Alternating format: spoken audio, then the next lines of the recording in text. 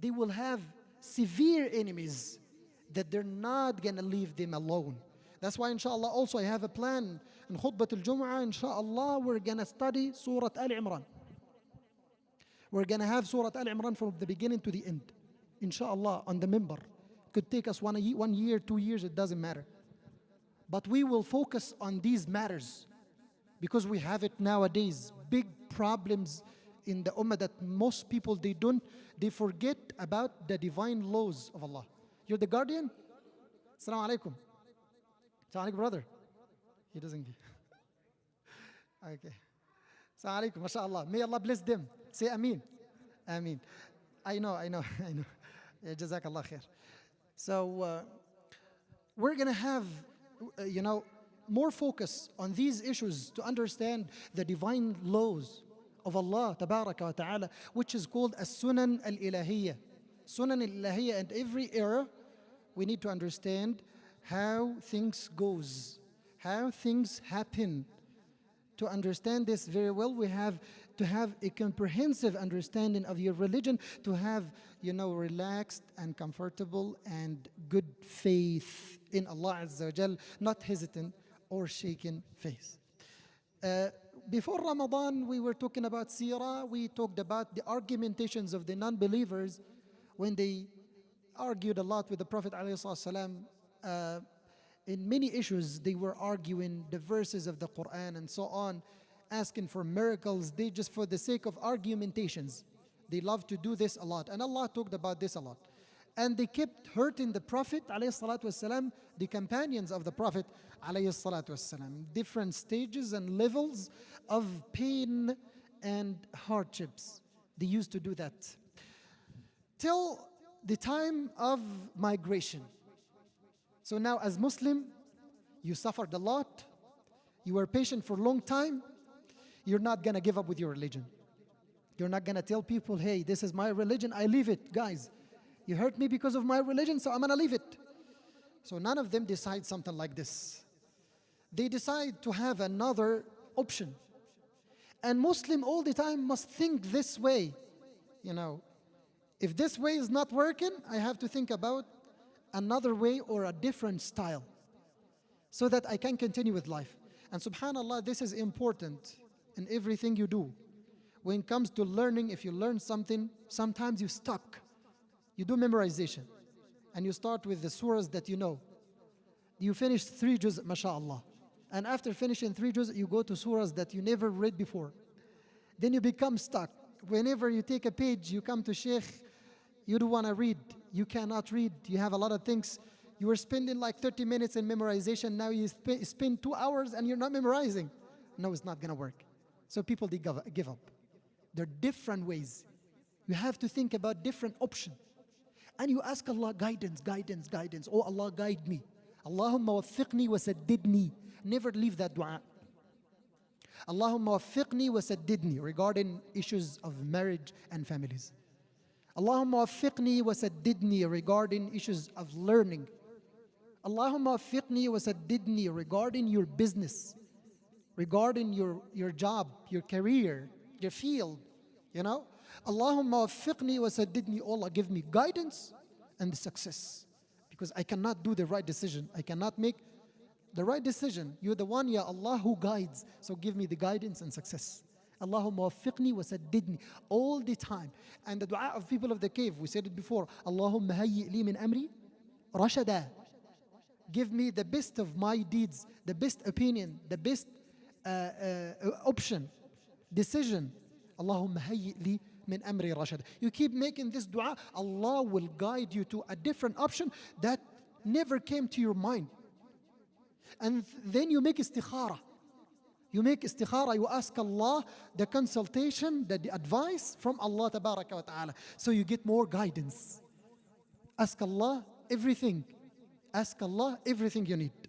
And seek the help of Allah regarding everything you have in life. You see? So when it happened that they were stuck with the hardships, the difficulties, they did not give up with the religion. They decided, after Allah's permission, that He permitted them and ordered them to migrate. and they chose the right place according to the knowledge that Allah gave to Prophet ﷺ to travel to Al-Habasha, Abyssinia. So we have two migrations to Habasha, Abyssinia, before the migration to Medina. It happened two times.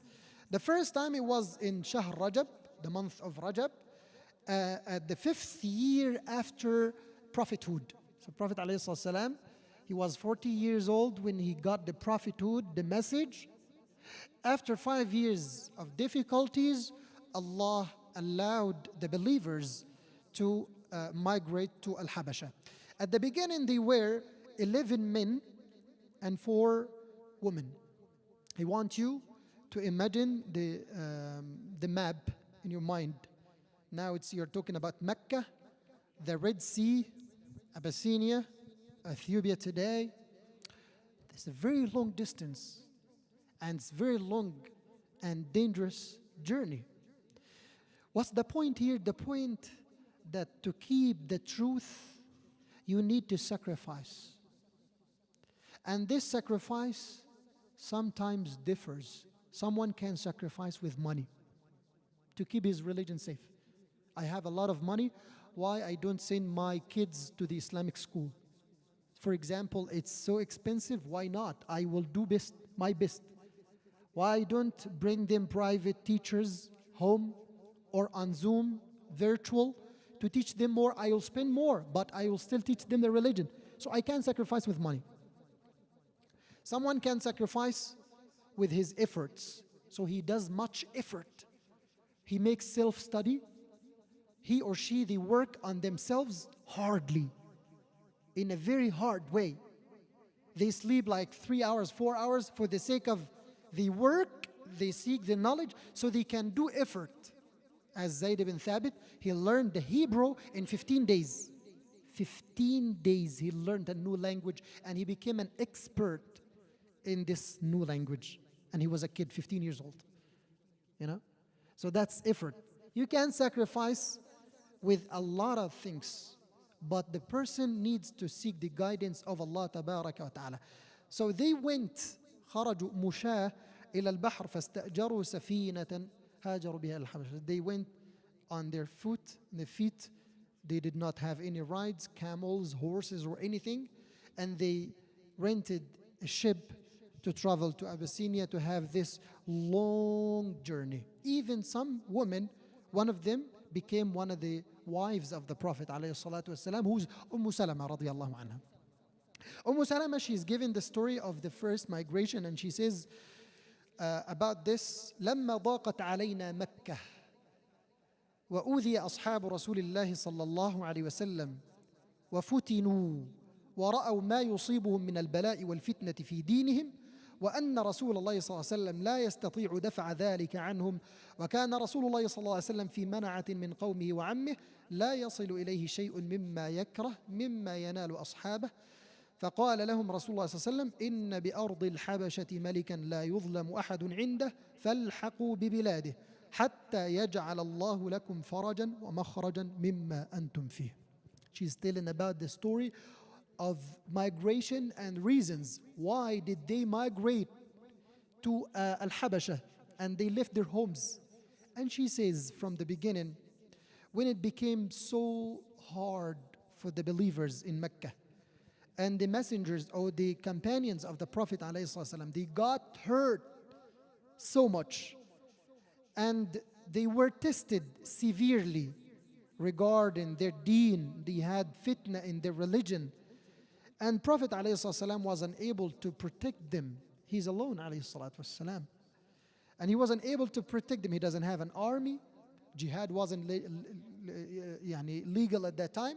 Jihad became illegal in Medina after the migration to Medina. And Prophet ﷺ had some protection from his uncle, because his uncle was Abu Talib, and he has this position and rank in the community. So they still heard the Prophet ﷺ, but the weak, they got a lot of hurt. And because of the majority of the followers of the Prophet ﷺ, they were from the weak people. They were from the weak people. They don't have someone to guard them or to protect them. So Prophet ﷺ, he said to them something very important. He said to them, in Habasha there is a king. That king is a just king. That king, if anyone goes to him, he doesn't allow any kind of oppression happens to people who go and stay there. So he achieves justice, even if he's kafir. So today, when you talk about nowadays, you could find this in some places that the kuffar, but they defend the truth. And they try to uncover this truth and show this truth and make it clear for the whole world. And you could see this in some countries. And because of this, you could have their ambassador, kicked out, driven away from the whole, country, as what happened in South Africa and some, countries who talk about Palestine and Gaza, what happens, and the truth and this case and so on. And the same moment, we still as Arabs, we still as Muslims, we have our ambassadors in the state of Israel. We still have our ambassadors there. We still have the relationship. And they kill our brothers and sisters, and they, the brothers, they're starving, and they have severe hunger, and they die because of this. They have nothing to do with food or anything, supplies of life, and we still watch this, and we still have the relationship and everything with that country. And subhanallah, so in some kafir countries, they have the justice. Who knows? The people of knowledge. Prophet ﷺ is the one who told them. So he said to them, go to this till Allah tabaraka wa ta'ala makes you a way out so that you can get the relief. It's not a permanent stay there, that you stay there forever, because it's not good for Muslims to live in a non-Muslim country. It's not good for them. It's temporary stage or level. Sometimes, or one day, you will marry, and then you will have family, you will have kids, and it's gonna be so dangerous to make sure that those kids, they're raised in the Islamic way and so on. So it's a temporary.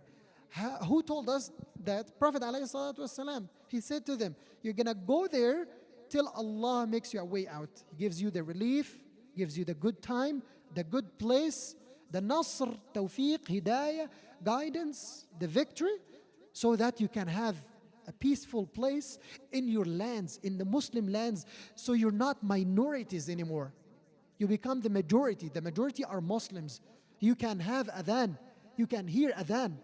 Subhanallah. You can read Quran loudly. You can do whatever you want regarding your religion. You announce your religion freely. When you have that, you will go back. And that what happened. By the way, people who migrated to Al-Habasha, some of them stayed till they came in the 8th year or 7th year. 7th year after the migration of the Prophet to Medina. You're talking about over 10 years. 10 years they spent, over 10 years they spent in Habasha, then they went to Prophet ﷺ in Medina. Why? Because now it's the suitable time. This is the place of Islam, the land of Islam, the city of Islam, the state of Islam, and so on. So we go there, the Muslim land, Muslim ruler, and everything is Islamic. So I need to take care of my kids and myself there. Because whatever you see in the non-Muslim country, the freedom, for example, the organizations, and they organize everything, they're more organized, they're more lovely or kindful. At the end of the day, kufr is kufr. You will see kufr everywhere. And you become unable to have, the spirit of Islam in the non-Muslim land.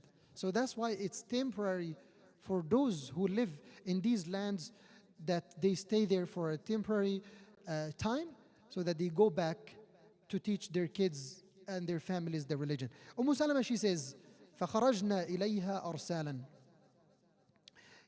We went to Al-Habasha in groups, حتى اجتمعنا بها, till we were gathered there. فنزلنا بخير دار إلى خير جار أمنا على ديننا ولم نخش منه ظلما. So we went to one of the best places. It was very safe for us, and it was very safe for our religion, and we did not fear the oppression. That's important. If you travel one day to any place, you ask about your religion. That's what she mentioned. You know, am I going to practice my religion freely? Is my religion going to be safe freely or not? Enough safe or not? If my religion is not safe, so it's not allowed for me to stay in this country. If I cannot teach them the religion, send them to the Islamic school and teach them the principles of Islam, even they go to the public school or they make a house school or a home school, they need to learn the religion. If I cannot do something like this, and my religion is not safe because of the friends and the community, the environment, so I'm not allowed to bring my family here because the religion is number one. And then the oppression. I can practice my religion freely and no one can oppress me. So there are two things that we need to understand very well. We learn from this that the leader can tell, the wise leader can tell his people the right decisions and the right things they need to do. So he told them about Al-Habasha. So he had knowledge about this. He knows the knowledge of people, he knows the knowledge of the environment and what's going on in the world and what's the best place, what is the good place, the suitable place that Muslims can go there. So the leader is a leader. He has his tasks and he's doing his job in the right way. We learn from this that security of the religion is the most important thing, and then the protection from the injustice comes after that, and this is what Salama said. We need also to understand that this situation gives us the guidance for the one who wants to migrate. The hijrah could be permissible to that place that you go, or it could be sometimes wajib, that you have to leave because back home you cannot practice your religion. You know, they make me problems because of my beard. They take me to the national security, for example, whenever they see me on the road. So, and they threaten my life. So I need to travel. I need to find another place to practice my religion freely, and no one can oppress me. Sometimes hijrah becomes haram, becomes prohibited. So if you intend to travel to any place in which you cannot practice your religion. So it depends on the place that you're going to and the intention that you want to travel. Inshallah, we talk about the situation of Abu Bakr. Abu Bakr tried to migrate as well, but he showed up and he told him, you're not going to travel, I'm going to give you the guardianship. He's called Ibn Daghina. So we will see that situation and what happened after that. And then we see the second migration to Al-Habasha.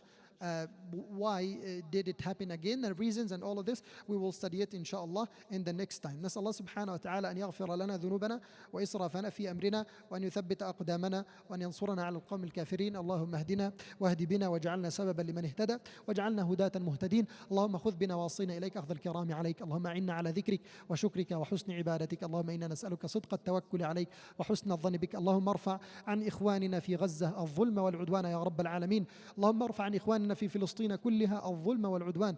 اللهم أنجهم بفضلك وكرمك وجودك يا أكرم الأكرمين ويا أرحم الراحمين. اللهم أنجي إخواننا المستضعفين في فلسطين وفي كل مكان، واحقن دماء المسلمين في السودان وفي كل مكان يا رب العالمين، وردنا إلى دينك مردا جميلا. وصلى الله وبارك على نبينا محمد وعلى آله وصحبه وسلم.